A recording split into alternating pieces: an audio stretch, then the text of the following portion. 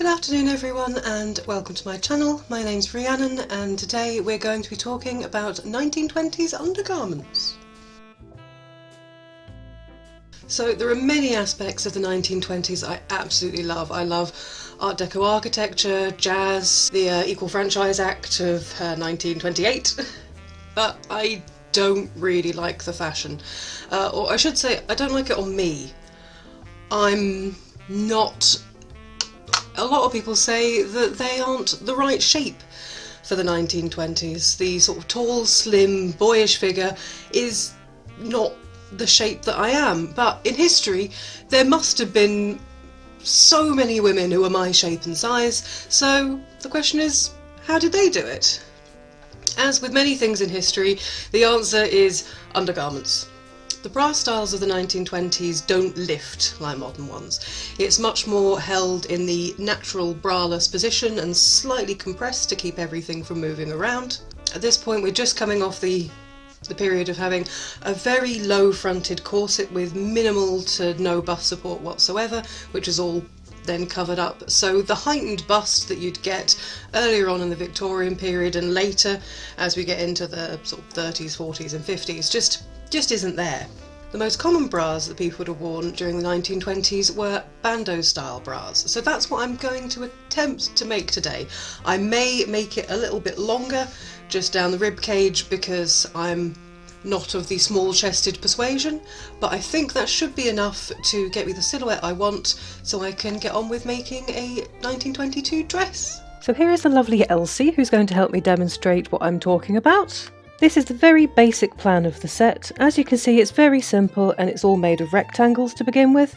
I will say this isn't entirely accurate because I realised there was no need to have 3 panels for the bra, when you can do exactly the same thing with just one long rectangle. Here I'm wearing a modern, non-supportive sports bra to take my measurements. It's actually very similar in terms of support and compression as to what we're aiming for, so in a pinch you could just wear this underneath your outfit.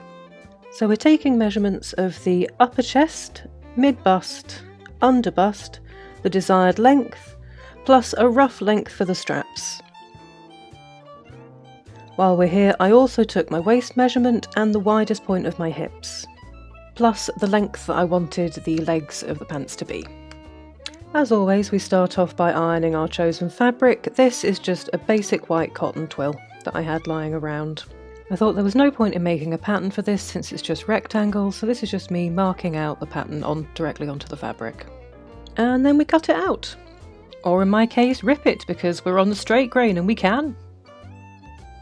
So now that's all done, we've got the waistband, 2 legs, the bra and some lace to make them straps.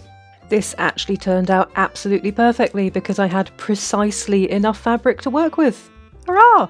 So the first thing I'm doing is just hemming all the way around the outer edges to stop them from fraying. Conveniently, one of them was already done because this is actually me recycling a toga costume from a party about a year ago. Here I have some genuinely vintage hook and eyes.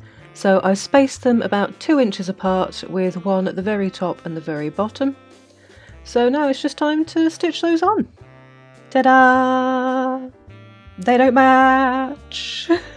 So we now have the base of the bra on. As you can see, it's quite loose at the sides, but it's doing the right amount of compression in the upper part. So we're just going to take a point just there and form 2 little darts, as you can see on these extant examples, to bring that in so it's tight against the lower ribs. So I tend to mark that on one side and then copy it onto the other side to make sure that it's still even though, obviously, as we all know, no breasts match. Mine certainly don't. I'm pretty sure if you double check, then yours wouldn't either. Ooh. I'm also going to mark just where I'd like the straps to attach. That's front and the back. There. So next we're going to put in these darts and attach the straps. Now everything's pinned, it's to the machine! So here is the bra.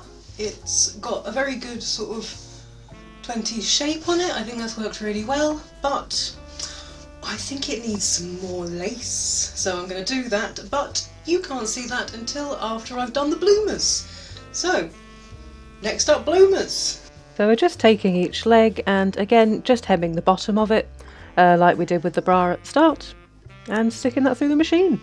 This time I'm putting on the lace trim before I do anything else, because once the legs are all gathered together it's going to be really difficult to attach lace to them. So now I'm just stitching the front and the bum seams together.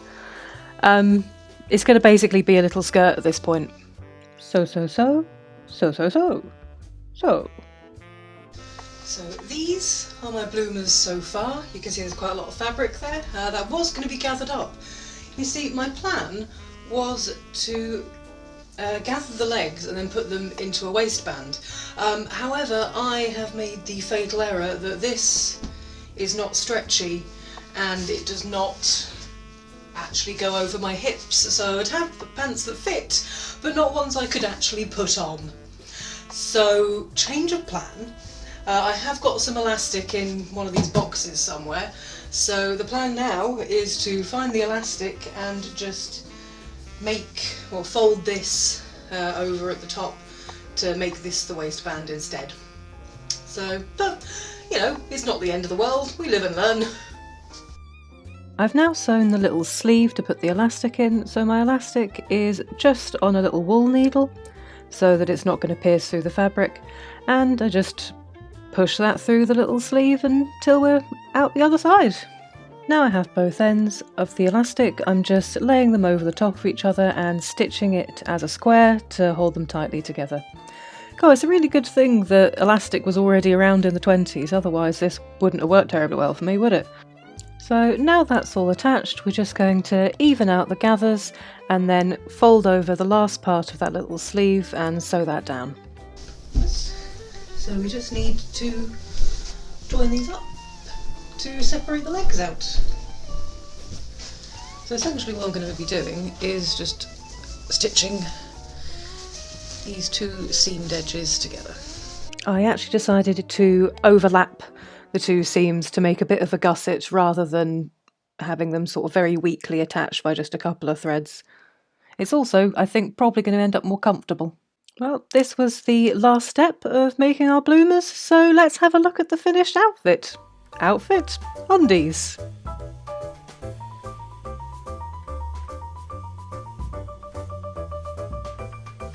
So for you guys, I got out my belly and set my hair. So please like, comment and subscribe for the love of all that is holy. So these are my 20s undies. I was quite nervous about filming this because I'm getting my stomach out, which I'm sure a lot of you would probably identify with the fear of showing that on the internet. Fortunately, other than at least one ex-co-worker and a couple of friends, I don't think I'm going to shock anyone. So, more about this. This works brilliantly. It does sort of flatten and hold everything in a very sort of 20s fashion. Women, my shape probably also would have worn essentially an elasticated girdle, which would have sort of held everything in and flat, but I'm not going to wear that many 20s outfits, so I'm probably not going to make myself a specifically 20s girdle, because I'm just not very likely to get much use out of it. My normal sense of fashion is I like to be nipped in at the waist, which is exactly what we're not doing during the 1920s. So, also I should say these are really comfy. They also turned out sexier, I suppose sexier, cuter, more raunchy than I was really expecting them to. I thought they'd be a bit sort of flappy and demure, but no, they're actually they're really quite cute. I like them. Incredibly comfortable. My next project will be to make a day dress to go on top of them, but that might take a couple of weeks, partly because I'm doing a lot of hand embroidery for that project, and also because I'm going to have to get a friend down to talk me through the new old singer, because while I have used a treadle machine before, I need to see if it's got a boat bobbin or a normal round bobbin, and if it's a boat bobbin, it's not one I've used before, so we'll see how that goes.